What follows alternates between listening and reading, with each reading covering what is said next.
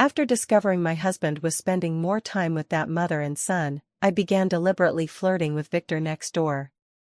My husband went to chop wood and fetch water for that woman, so I coaxed Victor next door to do the work for me. My husband went to that woman's place for a meat feast, while I happily headed next door to cook for Victor. The aroma of braised pork had Victor completely dazed.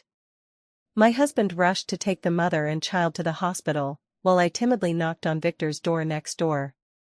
In 1974, my husband Leon was finally promoted to battalion commander, and I finally got my wish to follow the army. But after moving with him, I discovered a woman named Lily was always coming to my man, asking him to help with this and that. My man obliged every time, he never refused. Watching him fetch water and chop wood for women every day, watching him take someone to the hospital in the middle of the night, running up and down, happily busy, I felt very uneasy. But he was a soldier, and it seemed not unreasonable to take care of a martyr's widow. Still, was Lily crazy? Why did she get to fleece only one man? There are so many men in the compound, why did she always zero in on my husband whenever something happened? I warned Leon to help that woman less from now on. If you stop helping, there are other men who can help. Instead, he got angry with me. He said I was selfish, lacking compassion. He said he was that woman's husband's comrade, his comrade had fallen, so he should help look after his comrade's orphan. He said they were all in the same compound, and as a lone woman raising a child it wasn't easy, she was very pitiable. As a military wife, I should join him in caring for her, tending to her. I snapped, "Are you the only person in the whole compound who was her husband's comrade? If there's to be any helping, it can't all fall on you alone." He shot back, "Luna, what are you talking about? What do you mean by helping? If others were willing to help her, she wouldn't always have to come begging to me." I asked again, "Leon, why won't anyone else help? Are they all less enlightened? Are you the only one who's woke?" He shot back, "What nonsense, don't slander my comrades. It's just that they're always swamped with household chores and can't find the time to lend a hand." I snapped, "Our whole compound is busy except for our family. Then hurry up and chop the wood and carry the water." He was about to speak when a woman's gentle voice came through. "Leon, we've run out of firewood and the water jar is empty." I'm furious, she really is like a lingering ghost. I grabbed the man who was about to leave. "Don't you dare go." He was impatient. "Luna, she's not like us. She's a city girl. She never does rough work like this." I was annoyed, just because she never did it, that made her right. She could boss other people's men around and make them do the work. "Our firewood isn't finished chopping yet. Aren't you able to chop it too? Our water jar is empty as well." He replied, "Aren't you used to doing all these chores? Leon and I were childhood sweethearts. We both came from poor families. Before he became a company commander, I had been taking care of his parents and his younger brothers and sisters in the countryside. Because his parents were in poor health and the younger siblings were still small, I took on all the household labor. With many mouths to feed and little manpower, and his wages so low, I worked like a man, earning 10 work points a day. With the occasional help from my family, we managed to get by. Once his younger siblings grew up, I finally felt some relief. When I learned he had become a battalion commander, his parents felt they owed me, and his siblings, out of gratitude, urged me to go with the army. I was more than willing. Only here did I discover that there was a woman who had inserted herself into every corner of my man's life without a single blind spot. Watching his retreating back, I felt sick to my stomach. Just because I'm capable, he can so blithely go help another woman? Toss all the work onto me? Being competent is my fault now? I wanted to curse. Is that man really my husband? He won't spare a thought for his own wife, but he pities another woman. Has his head been kicked by a donkey? I dropped the towel in my hand, turned and knocked on the door next to mine, Victor's door. Victor was the commander of Company 1, Leon was the commander of Company 2. Victor had a 7-year-old boy named Rocky. The wives in the compound said the child was adopted, his war buddy's kid. He wasn't married, had an adopted son, came from the countryside, and wasn't particularly good-looking, so his marriage had just languished away. "Commander Victor, sorry to bother you. Could you help me chop some wood and carry some water, just enough to cook lunch?" "I can pay you." Victor stared at the woman with suspicion. She was the most capable woman in the whole compound, chopping wood, carrying water, washing clothes, cooking, keeping the entire household in perfect order. Although she'd only been here 2 months, her reputation for hard work had spread throughout the compound. He even heard the men at home complaining to their lazy wives, wondering why their own women weren't Luna. "Where's Leon?" "Helping Lily chop wood and carry water." Seeing the man's doubtful look, I quickly rubbed my waist. "I can do all those tasks myself, it's just that I twisted my back yesterday and don't dare to strain it, any strain and it hurts. Leon will surely be back this afternoon. I still need to have lunch. There's no water, no firewood, I can't cook. I'll change and go over right away." Watching the man sweating in my yard, I smiled and went into the kitchen. "My waist is fine." I took out the white flour I usually can't bear to use and made a big pot of noodle slices. The water jar was full and the firewood was split. I carried a basin of noodle slices. "Captain Victor, I made noodle slices for you. Take them back and eat with Rocky." "Thank you so much today." Victor looked at the large basin of white flour and, of course, refused to accept it. At a time like this, white flour was precious. A little favor doesn't mean you get a meal too. For you it's a little favor, but for me, that's a huge thing. This is the first time someone in the compound has helped me chop wood and carry water.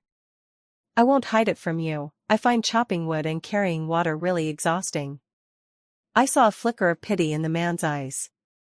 Then he replied, "Then I won't be polite. If Leon ever doesn't have time to chop wood and carry water, call me." "That would be embarrassing." "I'm tired, but I can handle it. The noodles will get cold, better take them back to eat. Rocky's probably hungry too." Leon did indeed come back only after lunch. Lily, to thank me, made me stay and eat lunch. Lily seems to know how to show gratitude. She's educated, cultured, of course she knows how to be grateful. He said it as if I were uneducated, as if I didn't know gratitude. Who do you think you are, saying that? It happened to be a day off, and the man went to Lily's to work as usual. I knocked on the neighbor Victor's door again. I felt a little embarrassed. "Victor, I'm not feeling well these past couple of days, you know how women have their time, I can't do heavy work, and we're out of water and firewood at home." The man looked a little uncomfortable. "Did Leon go help someone again?" I nodded. "Let's go." This time the man worked quickly. He got back before mealtime. I made a big basin of noodles with gravy again. Then I took it straight next door. "What are you doing?" "Thanks again for your help. Rocky, grab a bowl, today it's noodles with gravy, Auntie makes the best of these." The 7-year-old started drooling. He scampered off to fetch a bowl. Seeing the child like that, the man didn't refuse, the words died on his lips. The first time I went into Victor's place next door, I found the two men's room really quite bare. After dinner, I casually picked up a child's piece of clothing tossed in the living room and looked at the rough patch on it. I took it off and then embroidered a leaf over the torn area. "Auntie, you're amazing." Rocky looked at me with eyes shining. "You don't know, the kids in the yard see the patches on my clothes and laugh at me, say they're too ugly. I'll wear this out in a bit and let them see whose patch is really ugly." I smiled. "From now on, if your clothes get damaged, you can bring them to Auntie and I'll mend them for you." "Thank you, Auntie, you're so kind. I'll go put this on and go find them now." Watching the child change and dash out, Victor fixed his gaze on me. "What exactly is your motive?" I was taken aback. "Victor, what do you mean by that? Even if you don't chop the firewood it will still burn, even if there's barely any water, it's enough to drink. Even if you're not feeling well, you could wait until Leon comes back to do these things." I felt flustered as the man mercilessly exposed me. Why did he suddenly ask that? Could it be that my kindness to Rocky made him suspect my intentions? I asked, if you already know, why are you still helping me? The man replied, I just felt sorry for you. I laughed bitterly. So it wasn't only me who felt sorry for myself, you feel sorry for me too. Victor, don't worry, I don't have any ulterior motives. I just wanted to try what it's like to have a man help me with chores. After these two experiences, I really feel how nice it is to have a man helping me. Now that we've cleared it up, I won't bother you anymore. On another day off, Leon went to work like clockwork. I waited by the well ahead of time and saw Victor coming from a distance to draw water. I hurriedly hoisted the 2 buckets and staggered home, but Rocky snagged my foot and I pitched forward with the buckets. Luckily, a pair of strong hands steadied me. I straightened up, then stepped a meter away from him. Thank you. I struggled to lift the water again. The carrying pole bent my back.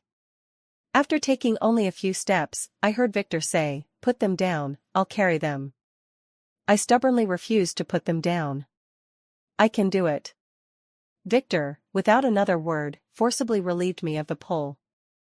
Watching the man's retreating figure, I curved my lips into a smile. Watching Victor chopping wood in the yard, I went into the kitchen in a good mood. Before long Victor tossed a bag onto the stove. I brought back the portion for me and Rocky. Eat it at home, noodles with gravy, Rocky likes it. After saying that Victor went back to chopping wood. Leon came back in the afternoon, his face not looking great. Today you had Victor carry water for you. I raised an eyebrow. Yeah, I almost fell carrying the water, and Victor gave me a hand. He said, don't let him help you again, it sends the wrong message. I shot back, so when you help Lily carry water that sends a good message? He said again, how could it be the same? She doesn't have a man, you do. I shot back, I don't feel like I have a man. The man was so stunned by my retort he couldn't speak. From now on, I'll carry the water at home. I raised an eyebrow. That's more like a man. Sure enough, at the next break, the man filled the household water jar before going to work on time. I went over to Victor's next door to ask him to help split firewood again. This time it was different, I was at their place, cooking lunch for them.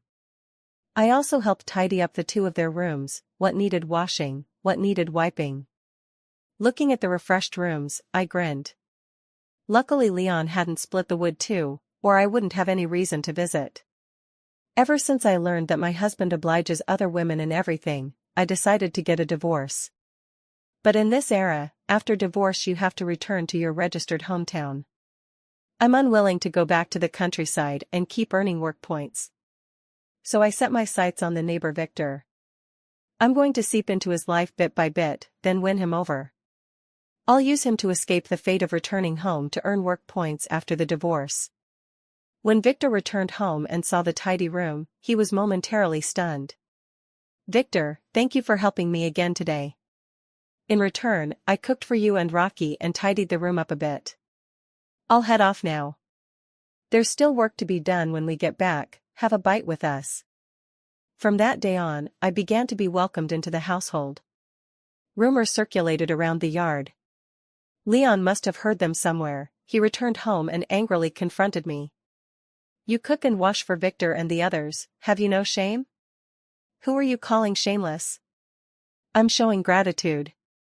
Victor chops wood and carries water for me, I help them in any way I can as repayment. I know how to be grateful. Besides, Rocky is the child of a martyr. How can you be so selfish, so lacking in compassion?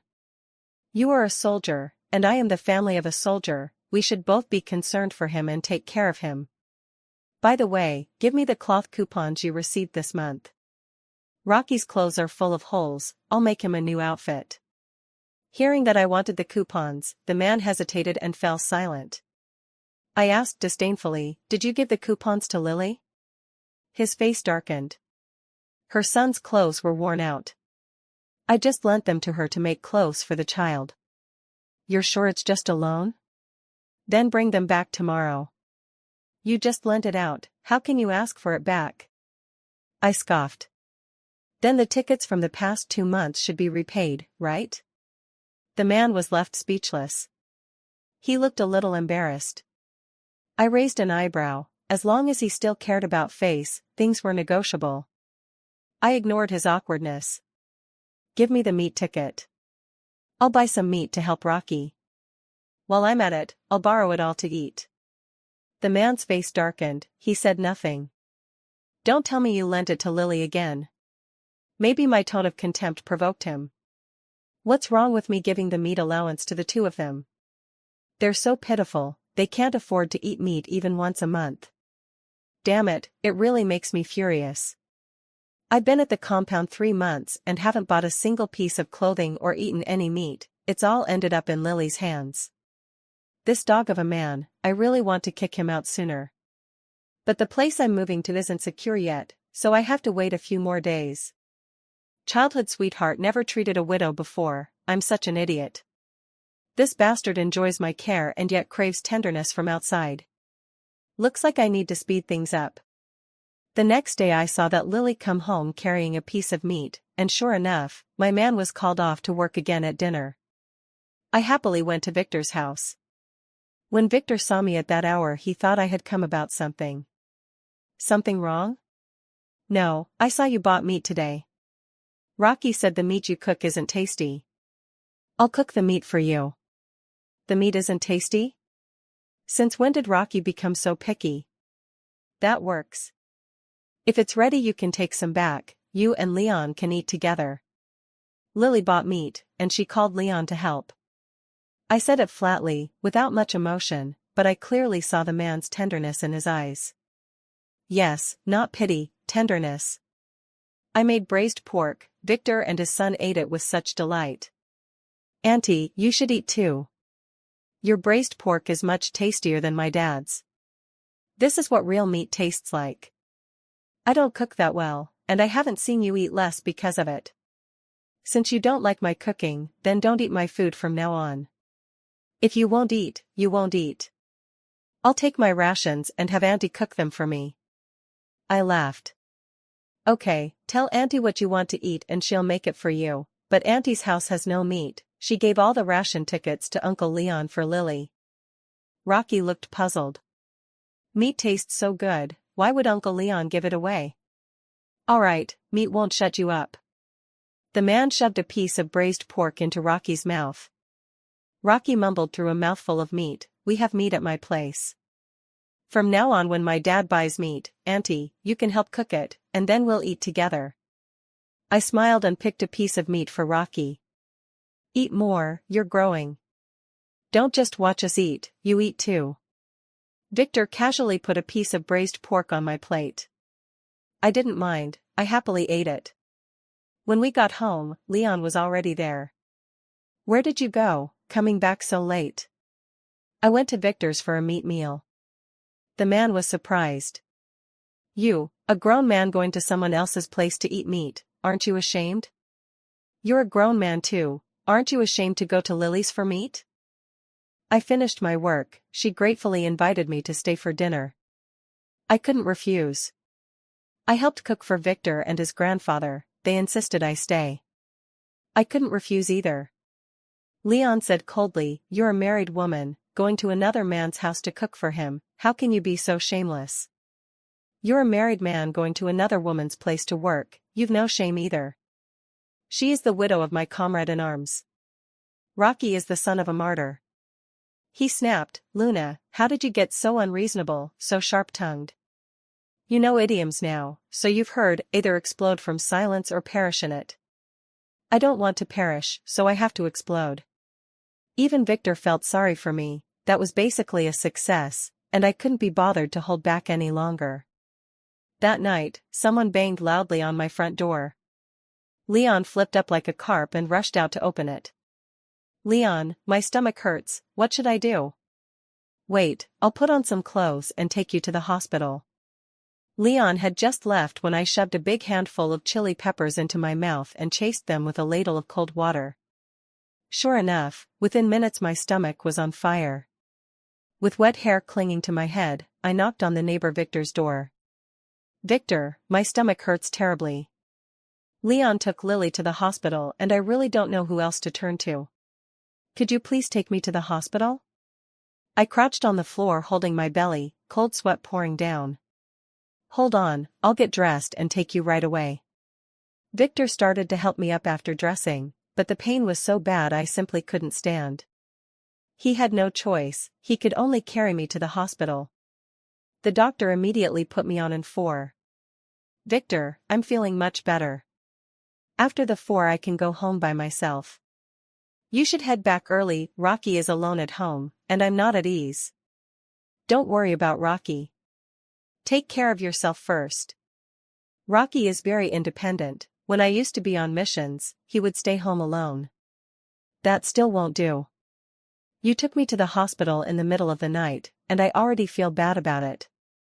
Leon is also at the hospital, help me find him so he can take me home afterward. Alright, wait here, I'll go find him. A dozen minutes later, Leon and Victor arrived at my ward together. Leon seemed surprised to see me lying in bed with N4. What happened to you? Why are you getting a drip? Just a bit of stomach pain. The doctor says it's nothing serious. After the drip I can go home. Good if it's nothing. Once you're done, head home first. I'll go check on Lily, she's in a lot of pain. With that, Leon turned and left. I saw the anger in Victor's eyes. Victor, you go back first. I'll go back by myself in a bit. There's not much left, finish what you're doing and we'll go back together. I cried silently, tears falling without a sound. It was the first time I had cried in front of Victor. Seeing me cry, he grew anxious and his words stumbled. Why are you crying? Don't cry, please. Then he hurriedly fumbled everywhere, took a handkerchief from his pocket and handed it to me. Taking it, I cried even harder without a sound. Victor, tell me, what is it about Lily that makes her better than me? Leon ignores me for her. Victor watched me cry and felt miserable himself. I'll go call Leon back for you. I hurriedly refused, no, never mind. Lily isn't had it easy either, an orphan with a sick mother. Let Leon take care of her. After the 4 drip finished, my stomach was mostly better, but since it had really hurt, I was a bit weak. I was staggering when I walked. If Victor hadn't been beside me, I might have tumbled down the stairs on the way out. Victor had no choice but to support me, I leaned against him helplessly. As luck would have it, at the hospital entrance we ran into Leon helping Lily, approaching from the other direction. When Leon saw Victor supporting me, he immediately flew into a rage. Victor, what are you two doing? Take your hand off her. Victor hadn't expected to run into Leon at the hospital entrance either. Your wife is still weak and needs someone to steady her. Leon had long been resentful of my always going to Victor's house, helping the 2 men cook and do laundry. Seeing Victor supporting my back now, me half leaning on him, my anger reached its peak. Victor, don't think I don't know what you're up to.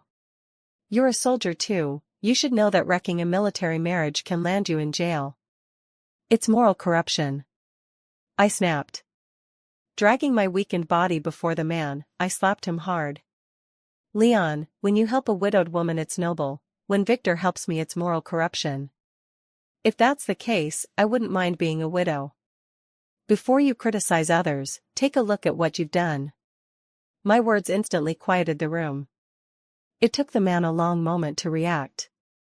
Luna, are you trying to get me killed? Shouldn't I want you dead?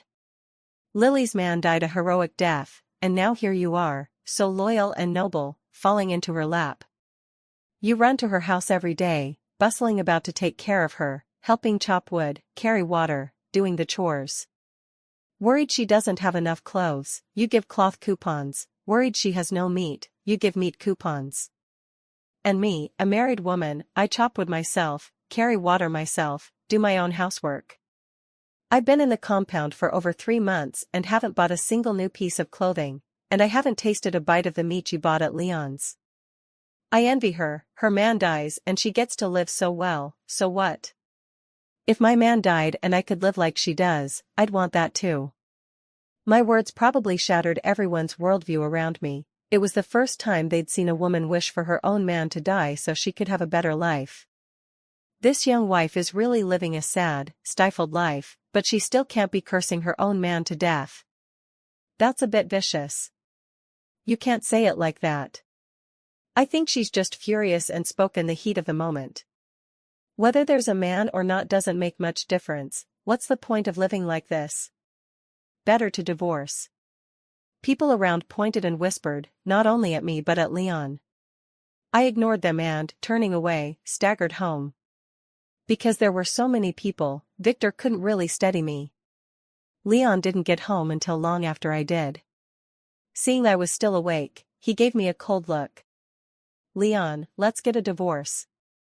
Luna, what are you making a scene for? Wasn't the spectacle you made at the hospital today enough? I thought to myself, this is nothing. I want a divorce. Don't be ridiculous, divorce what? I insisted, file the paperwork and I'll sign it. Have you set your sights on the neighbor, Victor? I had, but I couldn't admit it. If you don't file for divorce, I'll go tell the commissar. Don't be insane. What are you telling the political commissar? That I shouldn't help Lily and her child? I slapped a paper down in front of the man. If you don't file the divorce papers, I'll take this to the political commissar. The man took the paper and looked it over carefully. 10 questions and 10 answers, what is this? He read as he looked. Question 1, your own household water jar is empty, and Lily's household water jar is also empty. Whose jar do you fetch water for? Answer, for Lily's. What did you write this for? Of course it's for Lily, it's not like you can't choose. I said nothing. He went on reading. Question 2, our family's firewood is gone, Lily's family's firewood is gone, who do you chop wood for? Answer, for Lily. What on earth are you doing writing this stuff? She's a pampered city girl, she can't do this work, of course it's for Lily. It's not like you can't chop wood. I still kept silent. He continued. 3rd question, Luna and Lily's clothes are both worn out, who do you give the cloth ration to? Answer, to Lily. This time he didn't speak, but kept reading. 4th question, Luna and Lily haven't eaten meat for a long time, who do you give the meat ration to? Answer, to Lily. His voice grew quieter. Question 5, if Luna and Lily both fall ill, who do you send to the hospital? Answer, send Lily. I didn't know you were sick too, otherwise I'd send you to the hospital as well. I remained silent. Question 6, if Luna and Lily are discharged, who do you accompany? Answer, accompany Lily. 7th question, between Luna and Lily, who would come whenever you call? Answer, Lily. 8th question, both Luna and Lily want to watch a movie with you, who would you choose to accompany? Answer, Lily. Question 9, which of you is your wife, Luna or Lily? Answer, Luna. Question 10, how to be a competent husband? Answer, take good care of Lily and her child, don't let them do any heavy work. Make your own wife fetch water and chop wood. Let Lily and her child eat more meat, and make your own wife eat more coarse grains and vegetables. Let Lily and her child wear new clothes, and have your own wife wear old ones. If Lily falls ill, you must stay by her side. The man's voice grew lower and lower, until there was no sound. If you don't sign the divorce papers, I'll take this and go to the political commissar to file for divorce. Think about it. Either you force me to stay married, or you and Lily are disgraced, pick one of the two. Luna, I thought you were used to it, I didn't notice. From now on, before I help her, I'll finish all the housework. That dog of a man still couldn't let go of that Lily at a time like this. There's no from now on. If I don't see the divorce papers tomorrow, I'm going straight to the political commissar. The man was furious. Luna, tell me, this insistence on a divorce, is it because you've taken a liking to that Victor? I smiled. Who I fancy is none of your business. If I, Luna, remarry, I'll definitely marry a man who'll help me chop firewood and carry water, a man who'll buy me clothes and meat. The next morning, sure enough, I saw the divorce papers. I signed my name. Leon wanted to deliver them to the political commissar himself. I didn't agree. What if that dog of a man deceived me and didn't hand them over? So I followed him to find the commissar. "What are you two making such a fuss about? Is divorce a joke to you?" the commissar asked, frowning. "Political commissar, the two of us decided together. Should it be Leon who tells you, or should I?" Leon heard the threat in my voice. "Political commissar, our relationship has broken down. We've agreed on it, so please don't interfere." The political commissar was exasperated at wasted potential. Everyone in the compound envies you for marrying such a capable, virtuous wife. How can you be so reckless?" I hurried to add, "Political commissar, our feelings really have broken down.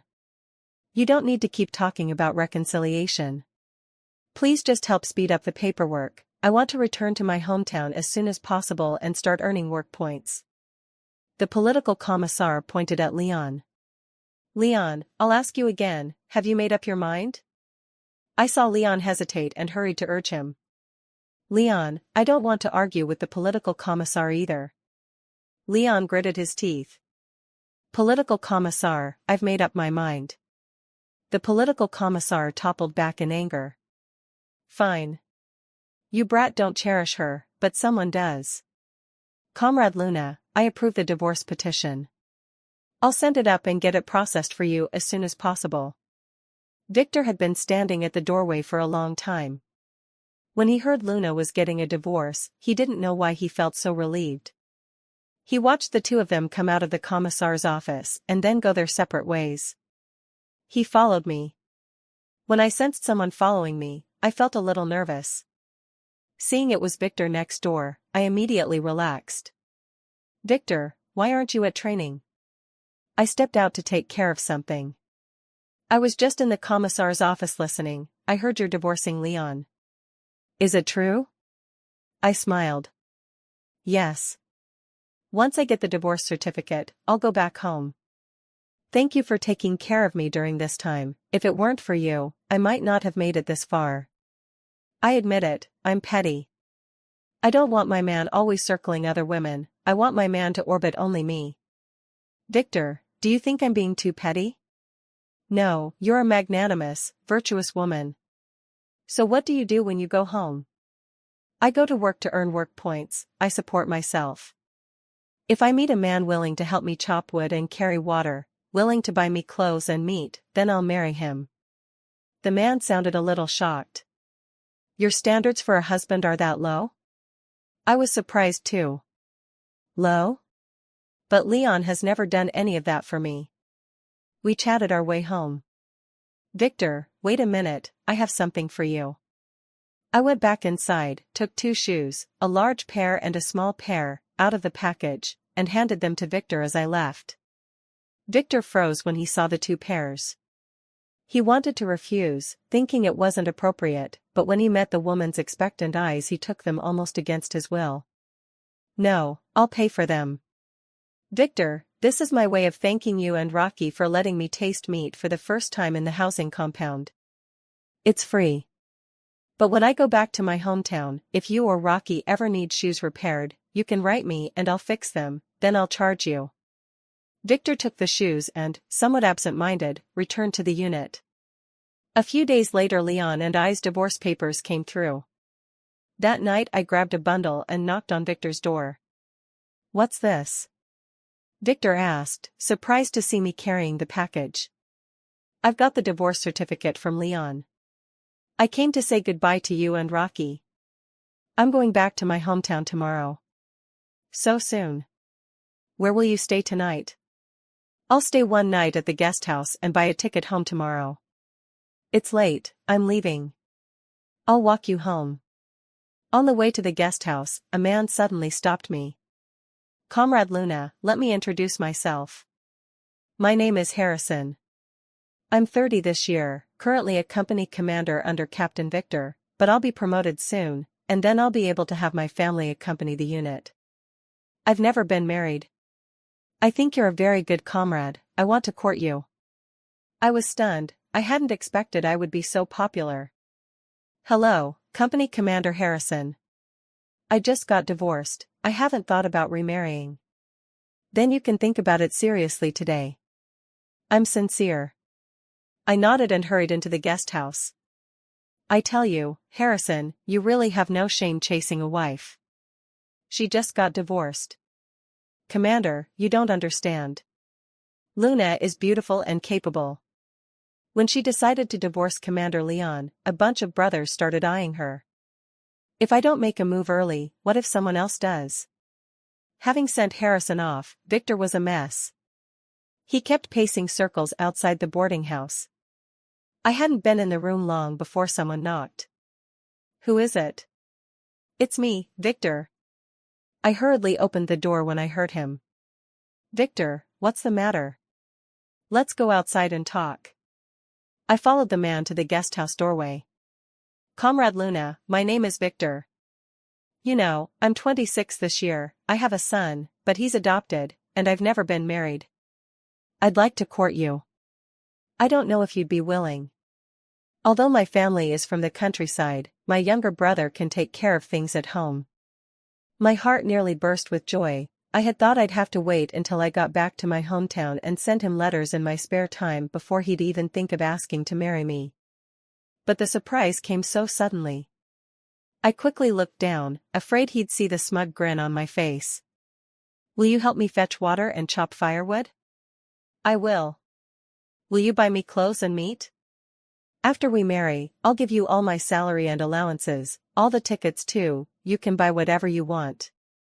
If you agree, I'll file the marriage registration tomorrow. I kept my head down. Victor, I just divorced. You've never been married. I'm not good enough for you. I'm the old bachelor here, and I have a child. I'm the one who's not good enough for you. I was truly moved. I nodded. If you don't mind me, I'd be willing to take care of you and Rocky. What's there to be coy about now? If you should agree, then agree. The political commissar hadn't expected it, he'd just finalized Leon and Luna's divorce yesterday, and now Victor was hurriedly submitting his marriage notification with me. You just divorced and now you're here to report a marriage? Don't tell me you and Luna were involved long ago. Political commissar, Luna and I are completely innocent. You know why Luna divorced Leon? It was Leon who didn't cherish her, who couldn't see straight. Leon didn't cherish her? Everyone's fighting tooth and nail for her. You know my situation, where would I find such a capable wife? If I hadn't made my move early, I probably wouldn't have had a chance. Hearing that, the commissar finally relaxed his brow. Report. Enter. Political commissar, has the divorce report for comrades Leon and Luna been approved? Why are you asking about this? Commissar, you know I'm not spring chicken anymore. I think Luna is a fine comrade. If their divorce report does get approved, could you help set Luna up with someone? The political commissar had Gordon in stitches. You're late, someone got here first. It wasn't the commissar, some bastard beat you to it. There, this one beside you. Victor, you little bastard, you stole her from me. The commissar glared at the two of them huddled together and, fed up, shooed them away. All of you, get out. Victor propped Gordon up at the door and still reminded the political commissar, make my report urgent for me, will you? Look, Luna is in high demand. The commissar smiled slightly. All right, I know. I stayed at the guest house for a week, and then Victor and I got our marriage certificate. When Leon found out, he was furious, but there was nothing he could do about it. A few days later he and Lily got their certificate too. The two families lived next door to each other. So any stirrings at one house were immediately known to the other. Watching Lily bossing Leon around, fetching water, chopping wood, washing, cooking, cleaning, gave me some satisfaction. But I wasn't jealous. Unfortunately, the good times didn't last. Leon lost another comrade in battle. His sense of duty surged again. So I spent my days sitting in the small courtyard, watching the chaos next door. Victor objected, why are you staring at them?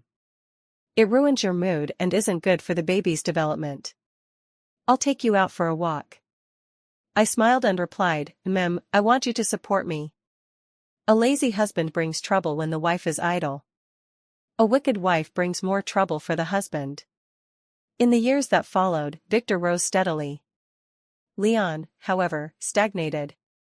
I looked at Lily's resentful face and sighed, women, why can't they be a little kinder to themselves? One must remember that happiness is something you have to fight for yourself.